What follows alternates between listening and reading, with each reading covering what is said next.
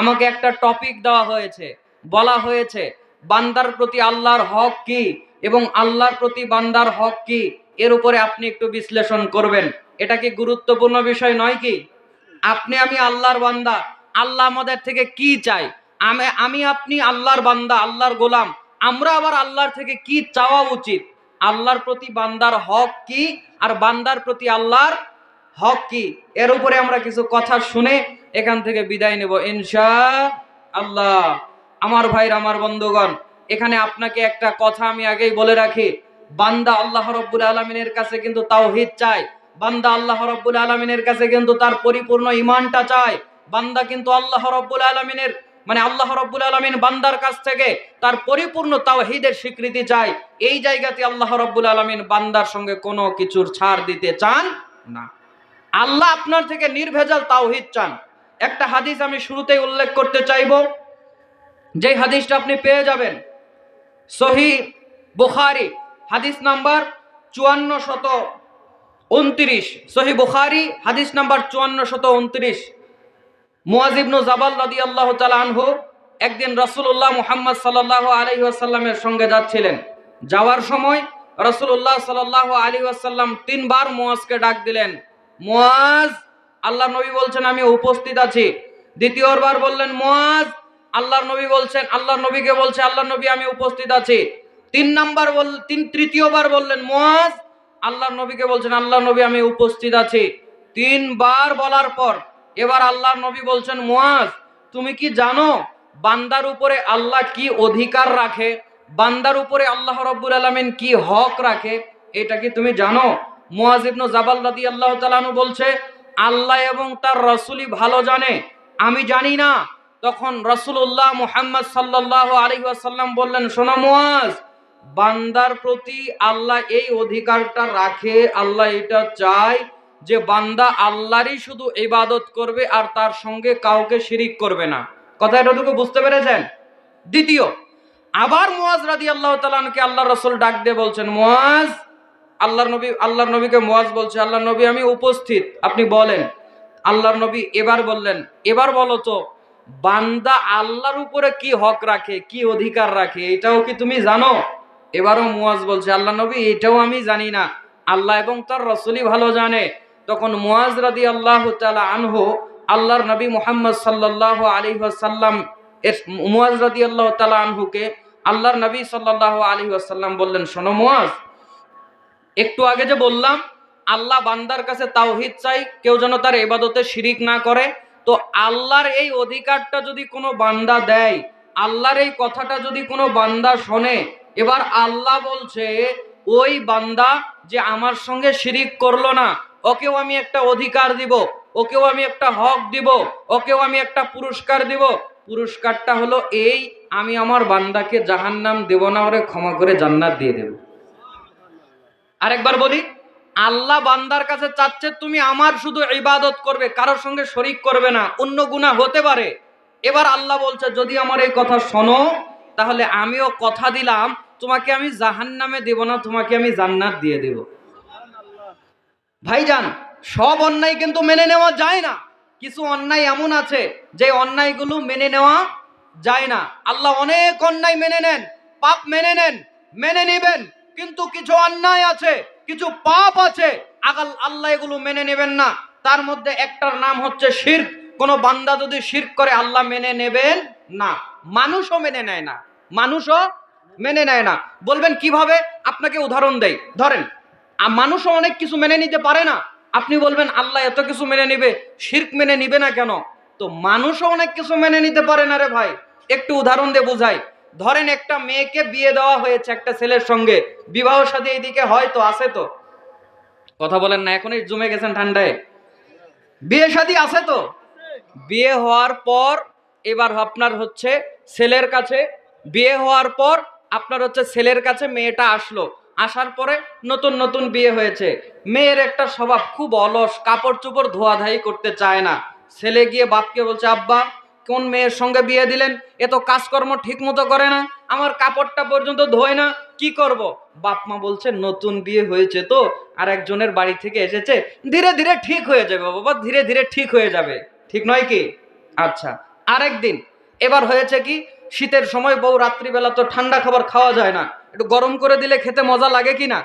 তো বলছে একটু গরম করে দিতে বউকে, রাত্রে বলি এমন বউ এনে দিয়েছে একটু খাবারও গরম করে দেয় না।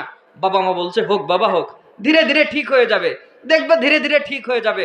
বাবা মা কিন্তু ছেলেকে সান্ত্বনা দিবে, দেবে না? কি বলেন, দেবে না? আচ্ছা, এরপর কিছুদিন পর ওই মেয়েটাকে একটা ছেলের সঙ্গে একটা বিছানাতে পাওয়া গেছে, ওর জামাই ছাড়া অন্য একটা পর পুরুষের সঙ্গে একটা বিছানাতে পাওয়া গেছে। এক পর পুরুষের সঙ্গে বিছানাতে ওর জামাই নিজে দেখেছে। এবার মার বাপকে সে বলছে, আব্বা কোন মেয়ের সঙ্গে বিয়ে দিয়েছেন? এই মেয়ে তো আরেক পুরুষের সঙ্গে ঘুমায়। তখন বাপ মা বলছে যে ওই মেয়েকে আর রাখা যাবে না, জলদি তালাক দিয়ে দে। জোরে বলুন ঠিক কিনা। তার মানে মানুষও অনেক অপরাধ মেনে নেয়, কিন্তু কিছু কিছু অপরাধ মেনে নেওয়া যায় না। বউ যদি কাপড় না কাচে মেনে নেওয়া যায়, বউ যদি তরকারি গরম করে না দেয় মেনে নেওয়া যায়, কিন্তু যেই বউ আরেকজনের সঙ্গে বিছানাতে থাকে ওর সঙ্গে সংসার করা যায় না। আল্লাহ ঠিক তেমন বান্দাদেরকে বলে, বান্দা তোমরা জেনা করেছো, তওবা করো, মাফ করে দিব, সমস্যা নাই। মদ খেয়েছো, ক্ষমা চাও, ক্ষমা করে দেব। অন্যান্য গুনাহ করেছো, ক্ষমা চাও, ক্ষমা করে দেব। কিন্তু বান্দা যখন শিরিক করে, আল্লাহর এই বড় মনোভাব দেখায় না, তখন বান্দার প্রতি আল্লাহ এমন অসন্তুষ্ট হয়ে যায়। কোন বান্দা যদি শিরিক সহ তওবা ছাড়া মরে যায়, আল্লাহ তাকে মাফ করবে না। একটা হাদিস মনে পড়ে গেল, 4300 নম্বর হাদিস, ইবনু মাজাহ।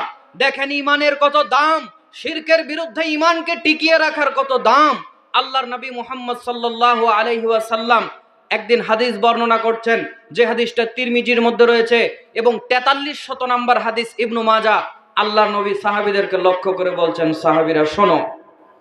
আল্লাহর নবী সাহাবীদেরকে লক্ষ্য করে বললেন, সাহাবীরা শোনো, হাসরের ময়দানে আল্লাহ রাব্বুল আলামিন একটা বান্দাকে হিসাব করার জন্য নিয়ে আসবেন।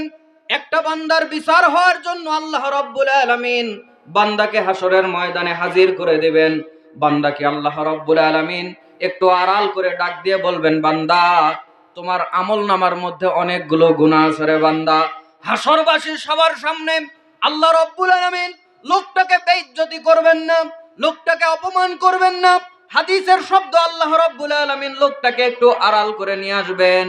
লোকটাকে একটু আড়াল করে নিয়ে এসে প্রশ্ন করবেন, বান্দা তোমার আমলনামার মধ্যে কত গুনাহ আছে তুমি কি জানো? আল্লাহ রাব্বুল আলামিন বান্দাকে বলবে, বান্দা তোমার আমলনামার মধ্যে 99 খণ্ড ভলিউম গুনাহ আছে। তোমার গুনার আমলনামার খাতার পরিমাণ হলো 99টা।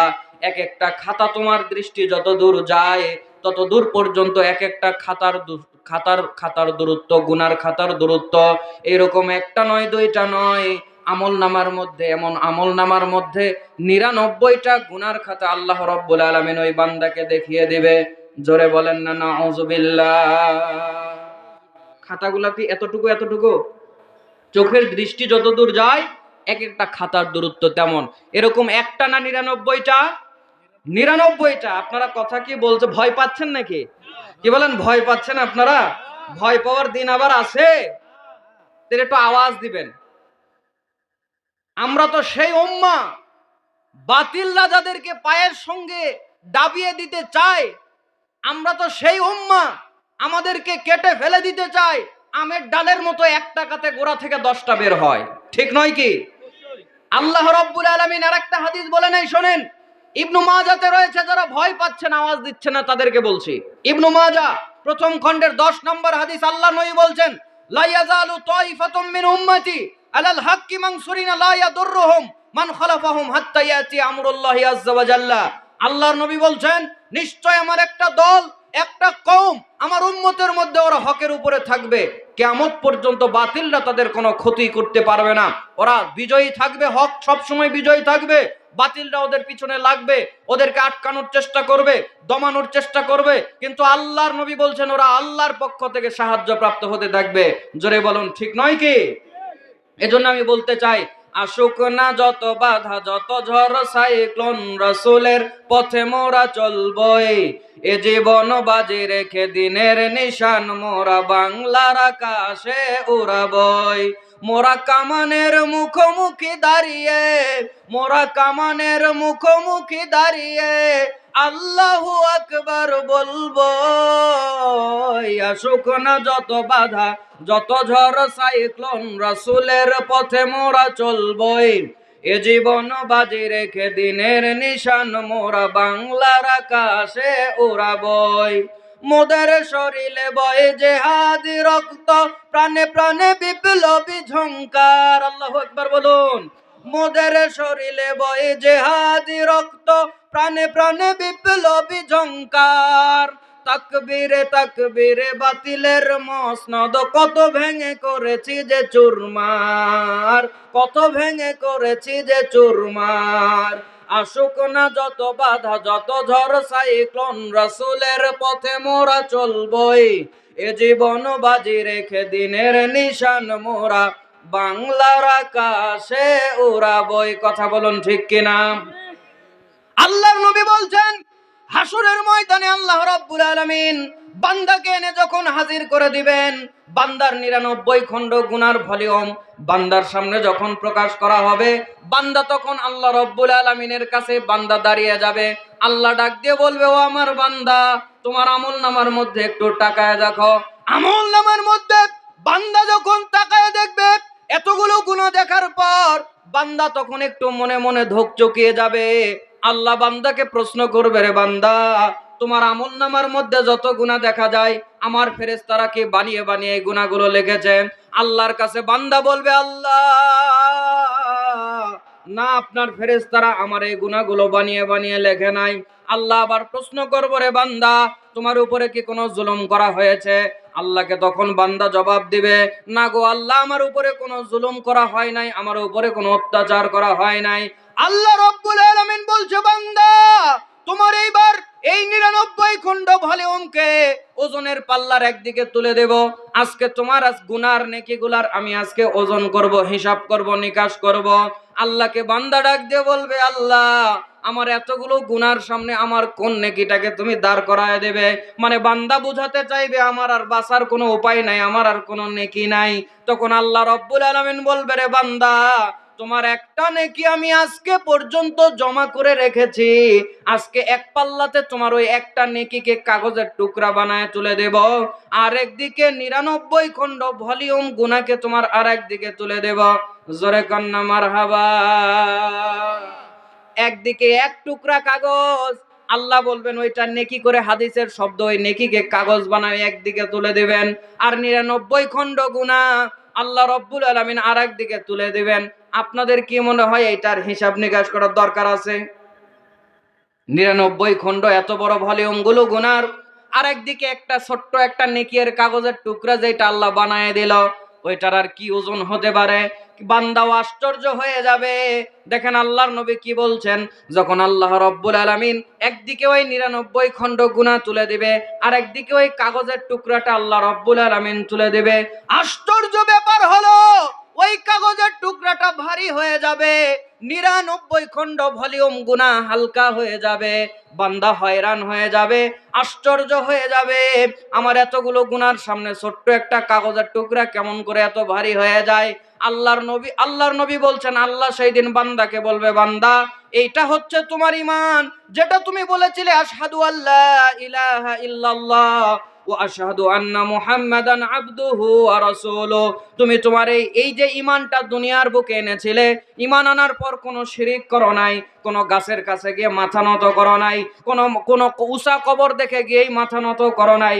দেখবেন অনেক মানুষ আছে উঁচা কবর দেখলে ড্রাইভাররা আছে গাড়ি স্লো করে দেয়, এরকম বলেন বদ ঈমান বদ আকীদার লোক, জোরে বলেন আমাদের সমাজে আছে না নাই? আল্লাহ বলবে, রে বান্দা, তুমি তো আমার ওই বান্দা ছিলে যার এতটুকু গুনাহগুলোর সামনে ঈমানটা শক্ত হয়ে দাঁড়িয়েছিল, কোনদিন আমার সঙ্গে তুমি শিরিক করো নাই, ঈমানটা নষ্ট করো নাই। যাও, আজকে তোমার ঈমানের বদৌলতে 99 খণ্ড গুনাহ ভলিউম তোমার মাফ করে তোমাকে আমি আজকে জান্নাতি হিসেবে ঘোষণা করে দিলাম। জোরে বলেন না সুবহানাল্লাহ। জোরে বলেন, শিরিক করা কি যাবে?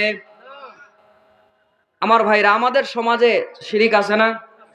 কিছু শিরিক আছে আপনারা চিনেন, আরো কিছু শিরিক আছে আপনারা চিনেন না। সেই দিন এইখানে মাহফিল হয়েছিল, একটা প্রশ্ন দিয়েছিলাম ডক্টর ইমাম হোসেন স্যারকে, আপনারা হয়তো মনে আছে কিনা জানি না।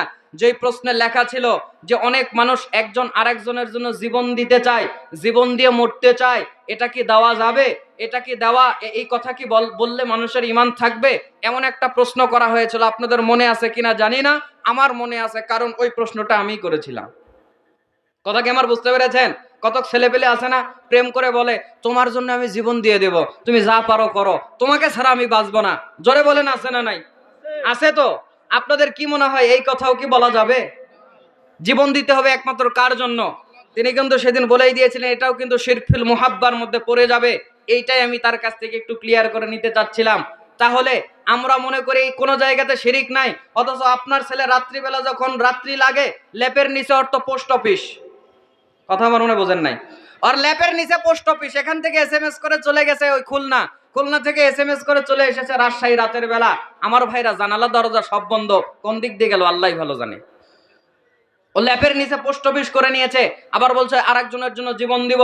আপনি যে বললেন শিরিক হবে, দলিল দেন। আল্লাহ কোরআনুল কারীমে বলছেন, কুল, হে নবী আপনি বলে দেন, ইন্না সলাতি ওয়া নুসুকি ওয়া মাহইয়ায়া ওয়া মামাতি লিল্লাহি রাব্বিল আলামিন। হে নবী আপনি বলে দেন, আপনার সালাত, আপনার সিয়াম, আপনার জীবন, আপনার মৃত্যু একমাত্র কার জন্য?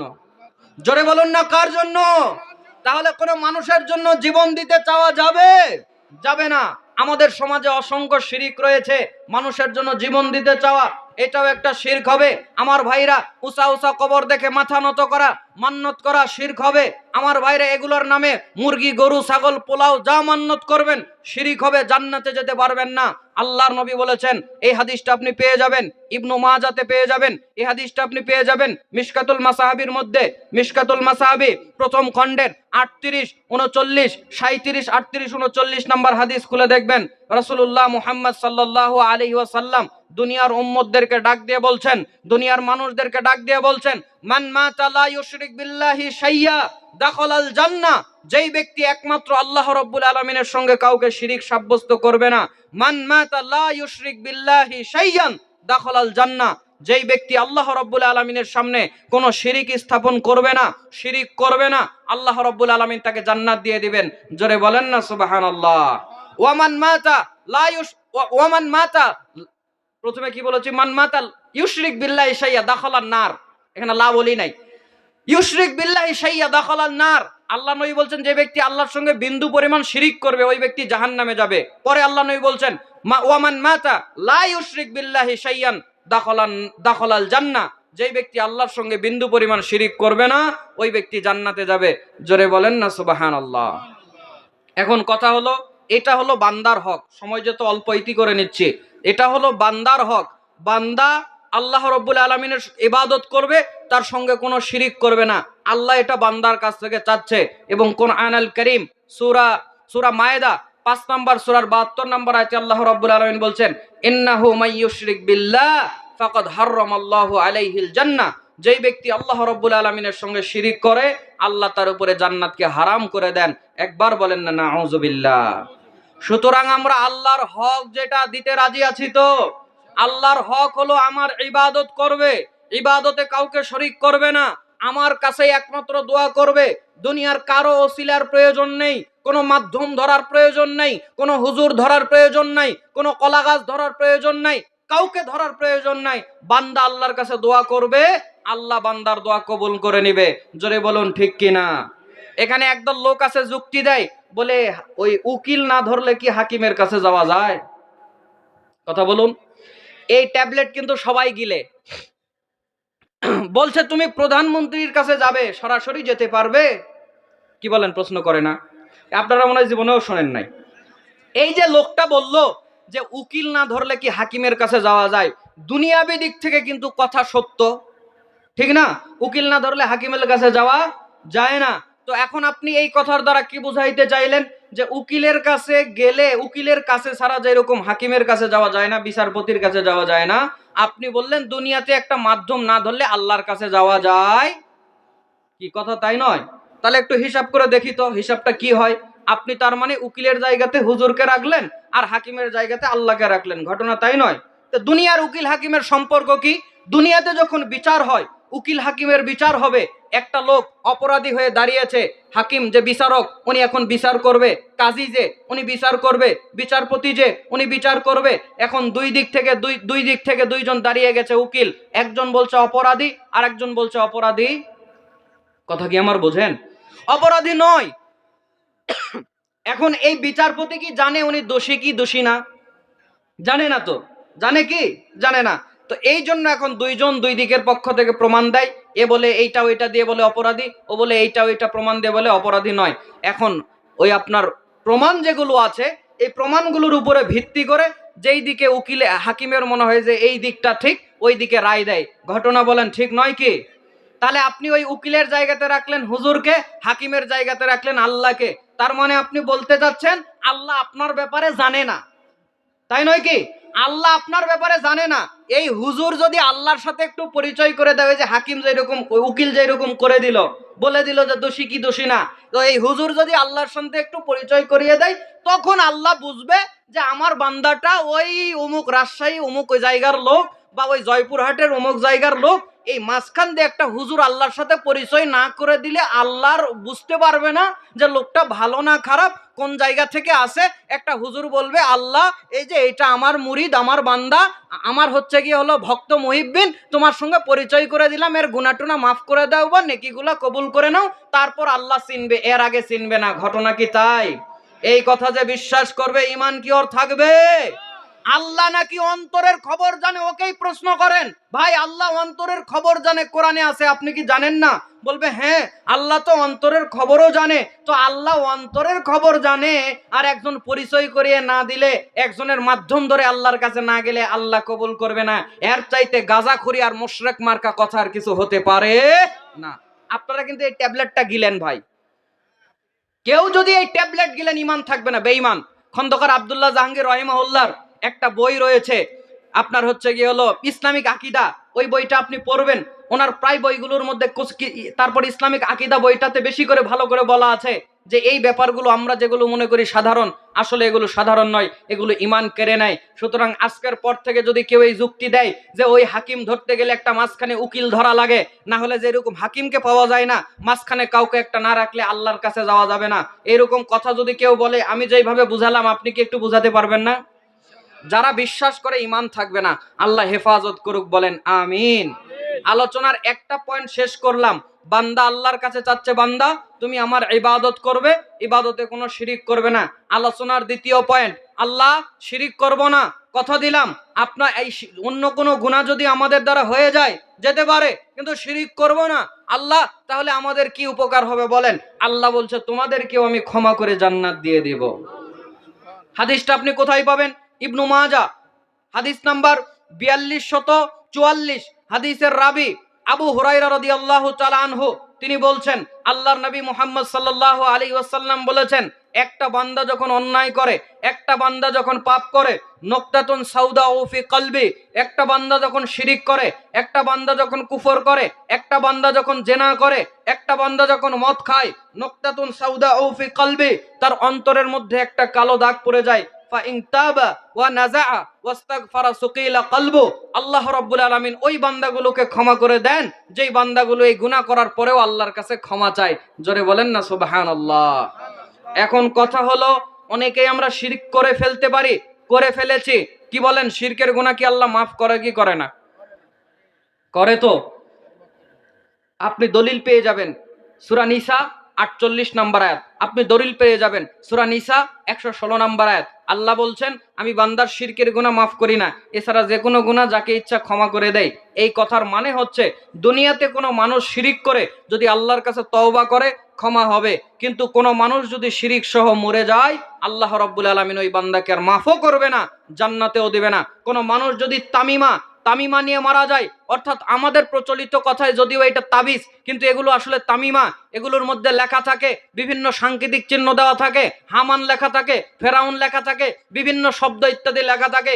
এই তাবিজগুলো নিয়ে, এই তাবিজগুলোর উপরে বিশ্বাস করে যারা মরবে, এরা ঈমান নিয়ে মরতে পারবে না। যদি আল্লাহ রাব্বুল আলামিনের কাছে আপনি শিরিক নিয়ে মরে যান, আল্লাহর কসম আল্লাহ আপনাকে জান্নাত দিবে না। এখন আমাদের যাদের ভুল হয়ে গিয়েছে আল্লাহর কাছে তওবা করব। আল্লাহ বলছে বান্দা যদি শিরক হয়ে যায় তওবা করো, অথবা শিরক থেকে পবিত্র থাকো, আমি তোমাদেরকে ক্ষমা করে করে জান্নাত দিয়ে দেব।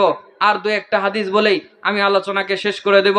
এই হাদিসটা আপনি পেয়ে যাবেন মিশকাতুল মাসাহাবি 3 নম্বর খণ্ড 10 নম্বর পর্ব, হাদিস নাম্বার 2326। হাদিসের রাবি আবু যর রাদিয়াল্লাহু তাআলা আনহু, তিনি বলছেন আল্লাহর নবী মুহাম্মদ সাল্লাল্লাহু আলাইহি ওয়াসাল্লাম বলেছেন, আল্লাহ রাব্বুল আলামিন বলেন, এটা হাদিসে কুদসি, ইয়া ইবাদি, হে আমার বান্দারা, ইন্নাকুম তুখতিউনা বিল-লাইলি ওয়ান-নাহার, ও আমার বান্দারা তোমরা রাত দিন পাপ করো, তোমরা দিনেও পাপ করো, তোমরা রাতেও পাপ করো, ওয়া আনা আগফিরুজ যুনুবা জামিআ, আল্লাহ বলছে আমি তো তোমাদের সেই আল্লাহ যে তোমাদের রাতে করা গুনাহগুলোও মাফ করে দেই, যে তোমাদের দিনে করা গুনাহগুলোও মাফ করে দেই। ফাস্তাগফিরুনি আগফির লাকুম, তোমরা আমার কাছে ক্ষমা চাও, আমি আল্লাহ রাব্বুল আলামিন তোমাদের রাতে দিনে করা গুনাহগুলোকে মাফ করে দেব।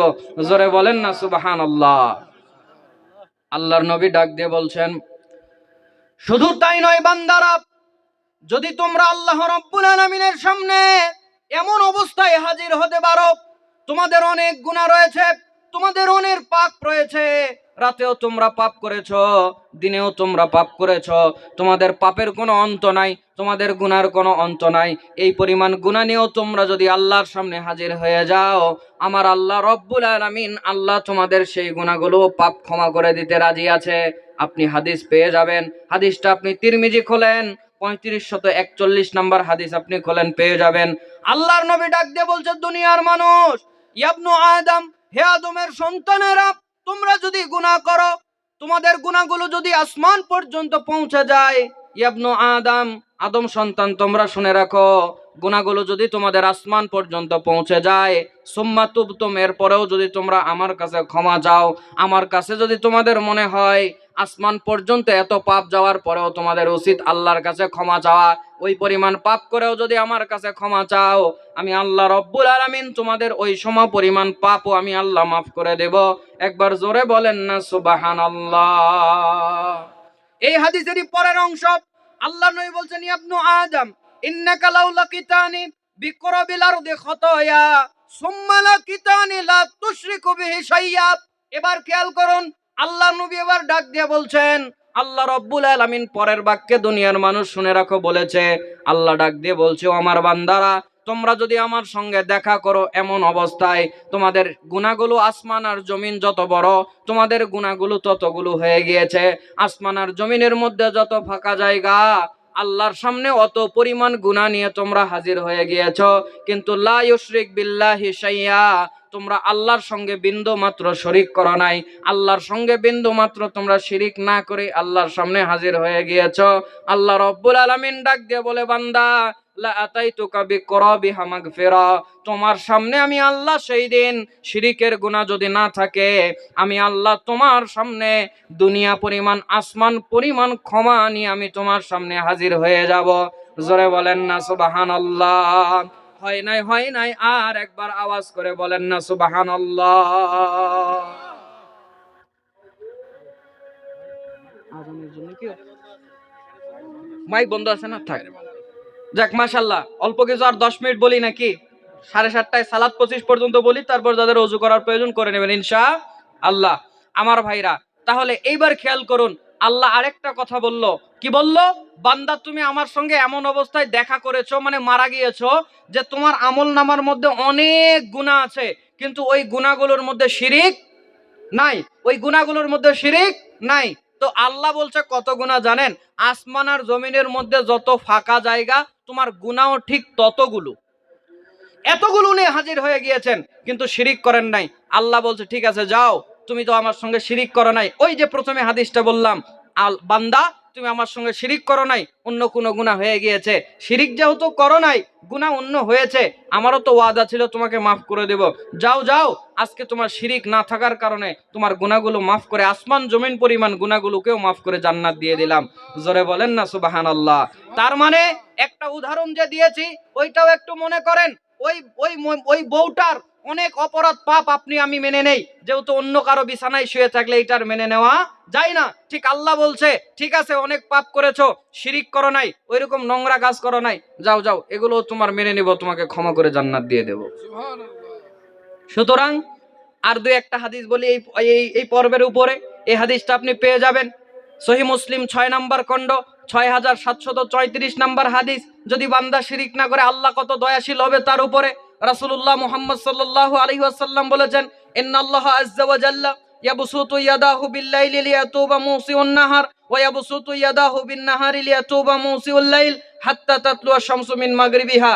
আল্লাহ রাব্বুল আলামিন বলছে, ও বান্দা, তোমরা যদি দিনেও পাপ করো, তোমরা যদি রাতেও পাপ করো, তোমরা যদি দিনেও পাপ করো, তোমরা যদি রাতেও পাপ করো, আর এই দিনে রাতে পাপ করার পরেও যদি দিনের পাপ করে রাতের বেলা ক্ষমা চাও, রাতে পাপ করে দিনের বেলা ক্ষমা চাও, আল্লাহ রাব্বুল আলামিন বলছে তোমাদের রাতে দিনে পাপ করা গুনাহগুলো আমি মাফ করে দেব। এটা শুধু শবে বরাতের জন্য নয়, এটা শুধু শবে কদরের জন্য নয়। আল্লাহর নবী বলছেন, হাত্তা তাতলুয়া শামসু মিন মাগরিবিহা, সূর্য যতদিন উল্টা দিক থেকে না উঠবে আল্লাহ বান্দার জন্য অপেক্ষা করেই যাবেন। যখনই আমার বান্দা আমার দিকে প্রত্যাবর্তন করবে আমি আমার বান্দাকে ক্ষমা করে জান্নাতে দিয়ে দেব। জোরে বলেন না সুবহানাল্লাহ। সম্মানিত ভাইয়েরা, সুতরাং আপনারা খুঁজবেন কোন মানুষরা তাওহীদের পক্ষে আছে, কোন মানুষরা বিদআতের বিপক্ষে, কোন মানুষেরা সুন্নাতের পক্ষে, কোন মানুষরা বিদআত শিরকগুলোর বিপক্ষে। আপনারা চিনবেন, জানবেন এবং তাদের সঙ্গেই থাকবেন। পারবেন ইনশাআল্লাহ? কি বলেন, পারবেন ইনশাআল্লাহ? আমি আমার বক্তব্য এই হাদিস বলার মাধ্যমে শেষ করছি। কোন বান্দা যদি এমন বান্দাগুলোর সঙ্গে থাকে, হয়তোবা নিজে একটু পাপ করে, নিজে একটু গুনাহ করে, কিন্তু ভালো মানুষদের সঙ্গে ওঠা বসা করে, ভালো মানুষদের সঙ্গে চলাফেরা করে, ওরা যদি জান্নাতেও যায়, পরকালে ওরা একদল যদি জাহান্নামেও যায়, একদল আরেক দলকে ছাড়া জান্নাতে যাবে না। জোরে বলেন না সুবহানাল্লাহ।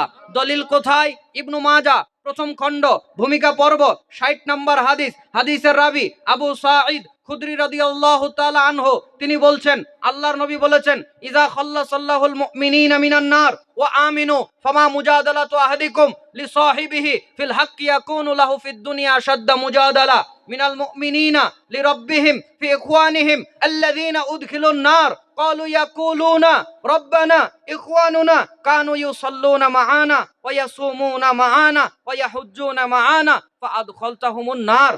আল্লাহর নবী বললেন, হাসরের ময়দানে কতক মানুষকে আল্লাহ রাব্বুল আলামিন জাহান্নাম থেকে মুক্ত করে দিবেন। এই মানুষগুলো যাদেরকে আল্লাহ জাহান্নাম থেকে মুক্ত করে দিলেন, এই ঈমানদারকে যাদেরকে আল্লাহ জাহান্নাম থেকে মুক্ত করে দিলেন, যাদেরকে আল্লাহ জান্নাত দিয়ে দিলেন, যাও যাও জান্নাতে চলে যাও, তোমাদেরকে জান্নাত দিয়ে দিলাম। কিন্তু এই তাওহীদবাদী লোকগুলো, ঈমানদার লোকগুলো, ভালো লোকগুলো জান্নাত পেয়ে জান্নাতে প্রবেশ করবে না।